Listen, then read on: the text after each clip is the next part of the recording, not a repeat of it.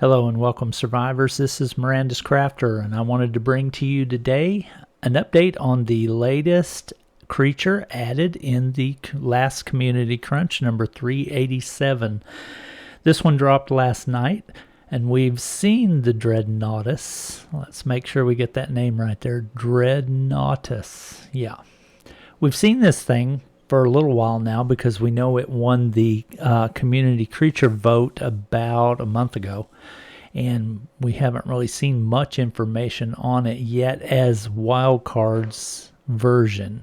We've seen the information as the creator of the dinosaur and what they had envisioned it to be, but now we're finally getting to see wildcards finalized version of it and the abilities they're going to let it have in game.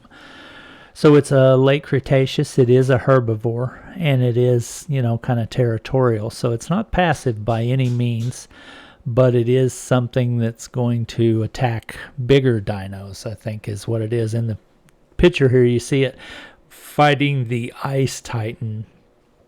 It's a pretty good size dinosaur in relation to the Ice Titan there. The Ice Titan is pretty huge, and this thing is no slouch. I mean, it's definitely towering above it, and its chest and stuff looks to be every bit as broad as the Ice Titan itself, and paws and claws are similar match right there, you can see. So I think this is going to actually be a little bit bigger than I had thought it was. So let's look at what they had to say about it. Dreadnoughtus was a newly described fossil genus in my day, named for the idea that it was so large it must have had nothing to fear in its own time. The current species does its namesake proud and may even be able to defy the titans ruling our post-apocalyptic world. So they're not definitely saying it's just going to roll over the top of them, but it says it may be able to defy the titans. It's going to be interesting to see, what you can do with this thing. A big believer in picking on creatures its own size, Dreadnoughtus will ignore anything smaller than a Spinosaur to focus on larger threats. It absorbs the fury of incoming attacks to charge up its uncanny element-disrupting bellow. Even then, this bruiser shows extraordinary patience, waiting until the last possible moment to come roaring back. Not really sure what that means about waiting until the last possible moment. Does that mean that when it gets its health beat down to a very low amount, then it comes, enraged or something like that? I don't know. We'll have to see.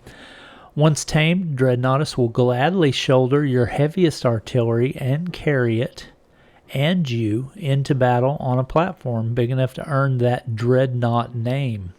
Your walking war machine will swallow boulders or cannonballs to spit them back up as acid-coated ammo. Wow, that's a neat ability. Catches cannonballs with its mouth and swallows them and then spits them back up coated with acid. That's interesting. If you're going to war with titans, it just makes sense to recruit a titanic creature with a grudge against them. Your Dreadnoughtus ally may go down fighting, but not before softening up the adversary for a killing blow. Best of luck, and give them hell for me. Well, so that's the Dreadnoughtus. There didn't really go into a lot of specific detail about what its abilities will be, but it did say that it would have, you can see here it doing its little bellow. If you're going to war with titans, it just makes sense. It's basically saying the same thing they said over. And then I'm not really sure what this is about, this belt. I guess that's about the saddle or something once it's domesticated. Have a big old platform saddle on its back. That's pretty cool. Dreadnoughtus is newly described. So this is basically all just what we just read. Uncanny element disrupting bellow. Element disrupting. So to me that possibly sounds like whatever this vocal sonic wave that it produces will disrupt tech maybe. So possibly disable tech turrets tech force fields, maybe something like that. Tech shoulder rockets, who knows what it could possibly disable, but it looks like it will disrupt element. So maybe it even, you know, cuts out tech generators. Maybe the roar will cause your generator to go off for a certain amount of time. That'd be interesting. I could see you taking one of these to battle if you're raiding someone's base, and you could turn off their generators with the roar. That would be that would be interesting to see how you would deal with that, because that would mean turrets would go down, fridges would go down, shields would go down. You know, all the kinds of things that are powered by the generator. That would be interesting. I don't know that for a fact. I'm just guessing. I mean, it does say element disrupting bellow, so that is curious. Definitely looks like it's bigger than the Titanosaur. Probably, you know, not by much, but a little bit, because it's definitely on par on size with the Ice Titan there. So, yep, this is a pretty cool creature. I can't wait to try it. I think a lot of people really like the bigger dinos with the platform saddles, because you can do so many things with them. You know, you can make your mobile base, and that's going to be the first thing I try to do when I get one of these, is make me a mobile base on one, because that's just too cool. So I think a lot of people really like these big creatures like this, because we've seen this and the Shastasaurus, you know, we've seen those win, and overwhelmingly so. Platform saddled creature as well, the Shastasaurus, sort of. It's got a mobile base on its back, but it's just the utility that they bring to the game is just really interesting and fun.